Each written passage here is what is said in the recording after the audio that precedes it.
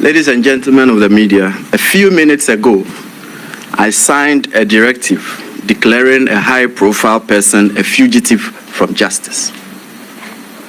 This person is wanted by the OSP to answer charges in respect of several cases, including the following. 1. Contractual arrangements between Strategic Mobilization Ghana Limited and the Ghana Revenue Authority for the stated objective of the enhancement of revenue assurance in the downstream petroleum sector, upstream petroleum production, and minerals and metals resources value chain. 2.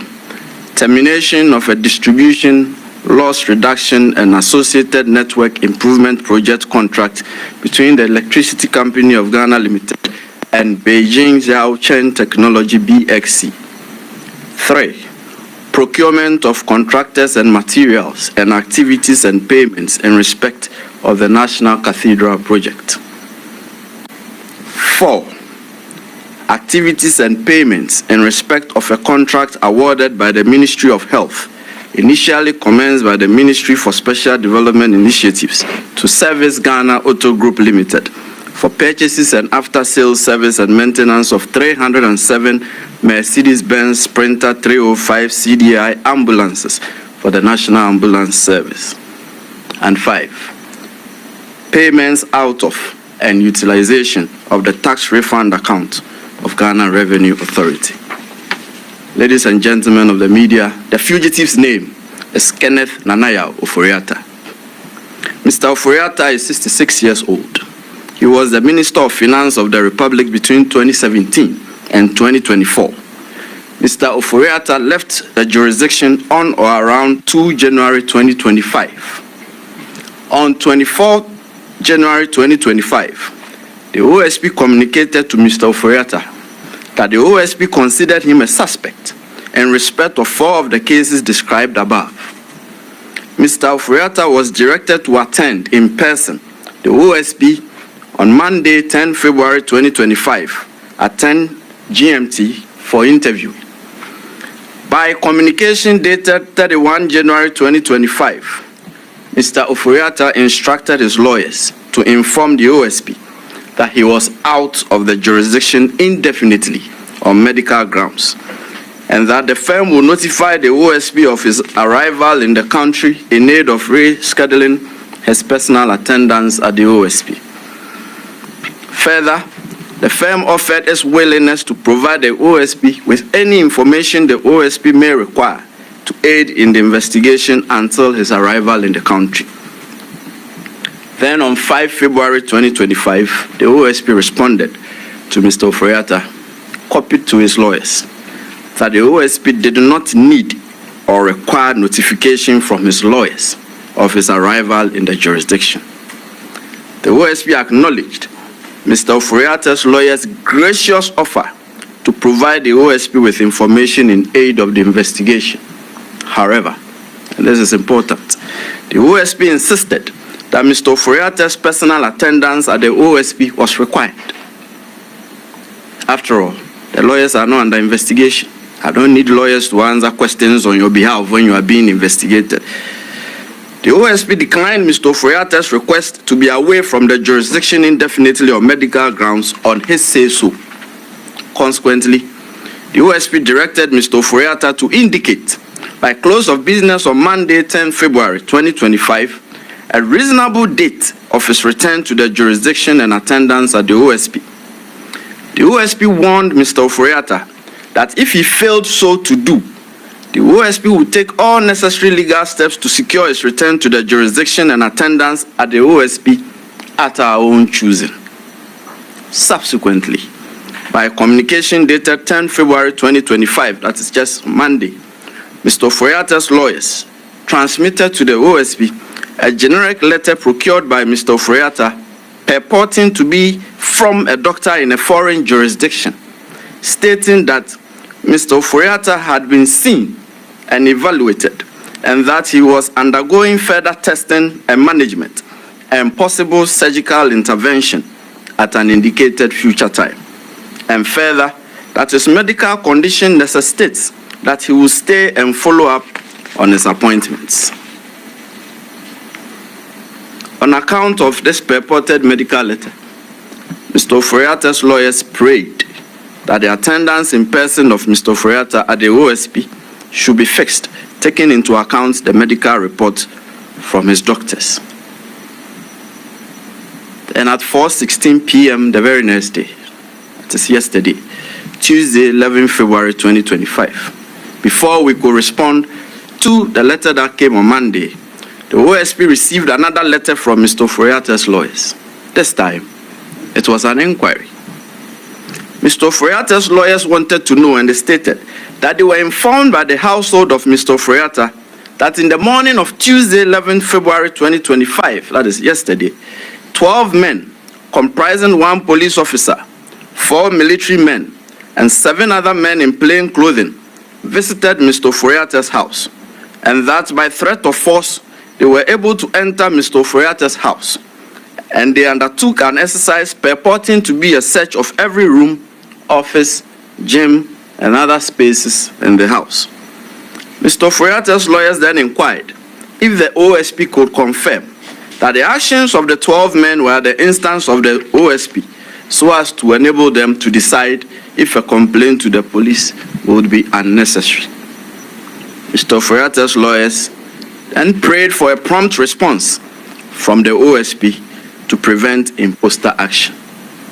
We are now responding promptly, and we have chosen the course of answering Mr. Ofori Atta's inquiry publicly at this briefing, considering the circumstances surrounding the purported raid at Mr. Ofori Atta's house, media reportage of the purported raid, and in light of the reckoning that some media houses have stated emphatically that the OSP was behind the purported raid, and in light of the reckoning that the purported raid is being made to appear as if it was some untoward action by the OSP stemming from some contrived vendetta held by the OSP against Mr. Ofori Atta.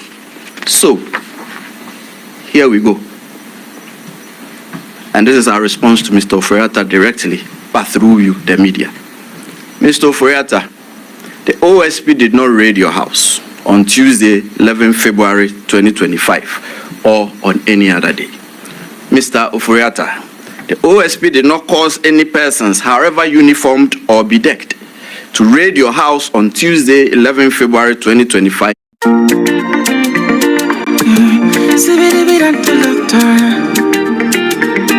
Raid your house on Tuesday, 11 February 2025, or on any other day.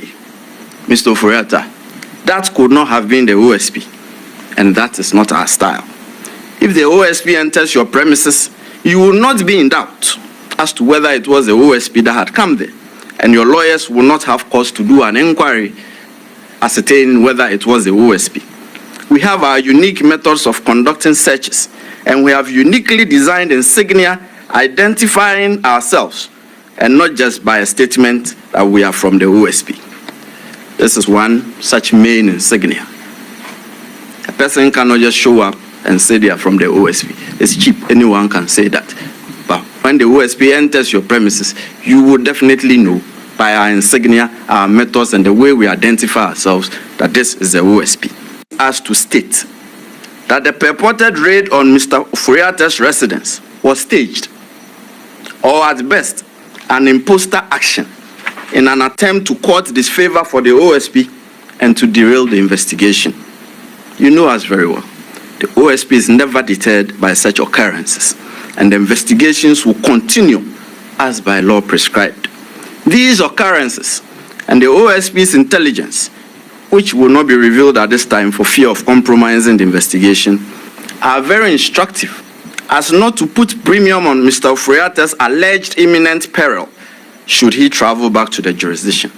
In any case, the purported medical letter transmitted through his lawyers to the OSP did not state so or demonstrate so. The OSP is unconvinced that the purported medical letter transmitted by Mr. Ofori Atta through his lawyers to the OSP represents a medical report to the effect that Mr. Ofori Atta is incapacitated or is so sickly and invalid to the extent that he is physically unable to return to the jurisdiction without imperiling his life. no serious law enforcement agency, and certainly not the OSP, will be convinced that the purported medical letter stops it from demanding the physical appearance of Mr. Ofori Atta before it in the described circumstances. We are of the firm conviction here that this is only a ruse employed by Mr. Ofori Atta in aid of his intention to avoid returning to the jurisdiction and to personally answer questions in respect of the investigations.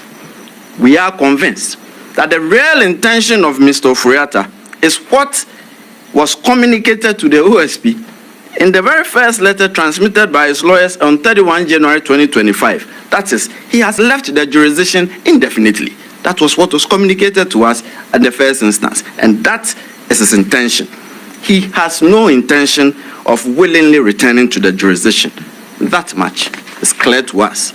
Consequently, ladies and gentlemen of the media, the OSP declares Kenneth Nanaya Ofori Atta a wanted person. He is a fugitive from justice. The OSP will take all necessary legal steps to secure his return to the jurisdiction and attendance at the OSP. And this is to Mr. Ofori Atta. You have two choices. You can either return to the jurisdiction voluntarily, or the OSP will enforce your return. Another case update.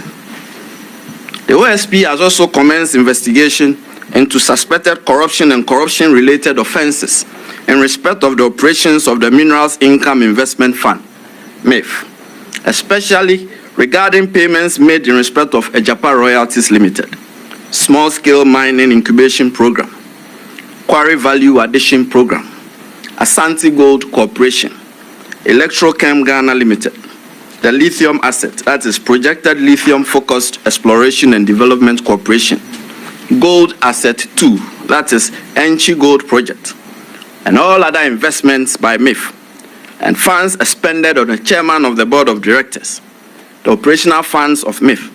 My head's a champion, creating temptation. Kudos, remember what I told you, whenever you face a challenge. The operational funds of MIF, purchase of parcel of land for intended office building, and all contracts and agreements entered into by MIF, and all publications, especially international publications by MIF. We are withholding the names of those under investigation for now, by targets 2 former officials and 2 serving officials of the fund. Third, the OSP has also commenced investigation into suspected corruption and corruption-related offenses in respect of an alleged embezzlement of 1.3 billion cedis from the Unified Petroleum Pricing Fund, UPPF, at the National Petroleum Authority, NPA. The investigation primarily targets the following persons: the coordinator of the UPPF, Mr. Jacob Amwa, NPA staff Frida Tando, NPA staff Wendy Ashon Newman, and the former chief executive of NPA, Mustafa Abdul Hamid. Lastly, it will be recalled that in the last quarter of 2023, the OSP and the Controller and Accountant General's Department jointly commenced corruption risk assessment and investigation into suspected corruption and corruption-related offenses in respect of government payroll administration. It is also recalled that the assessment and investigation are especially aimed at isolating and removing the names of non-existent, ineligible, and undeserving persons from government payroll, recovering wrongful payments and unearned salaries, prosecuting persons suspected to be culpable for any offenses, and the institution and implementation of internal controls in respect of payroll processing and payment of salaries. We further recall, as you do remember, that to facilitate the rollout of the investigation and assessment throughout the country, a pilot exercise was carried out in the northern region, covering educational institutions under Ghana Education Service and the Tamale Teaching Hospital, by a joint team comprising investigators, tracers, and assessors from the OSP and selected staff of the Payroll Processing Directorate of the Controller and Accountant General's Department between December 2023 and April 2024. Ladies and gentlemen of the media, I'm glad to announce to you that after thorough investigation, the OSP is now ready to commence the prosecution of persons suspected to have engaged in such conduct. So earlier today, I directed the Director of Prosecutions at the OSP to file criminal charges at the High Court in Tamale against the following 6 persons. 1. Yakubu Tahidu, a former teacher at Balogo MA Junior High School, Yendi, in the Northern Region. 2. Abdullahi Abubakari Sadiq, an integrated personnel payroll database coordinator of the Ghana Education Service in Yendi, Northern Region. 3. Sami Suk, a schools improvement support officer for the Yendi North Sect, Northern Region. Mohammed Yusuf J, one-time headmaster of the Balogo MA Junior High School, Yendi, Northern Region. Stafford Kolete Azude Barres, an assistant chief accounts technician at the Controller and Accountant General's Department, Accra, the Greater Accra Region. And Osman Isahaku, a one-time headmaster of Balogo MA Junior High School, Yendi, Northern Region. The main charges are corruption of a public officer and corruption by a public officer involving the manipulation and siphoning of funds designed as fictitious salaries from the government payroll. The identified persons would soon be arraigned before the High Court in Tamale. Thank you for coming. Any questions?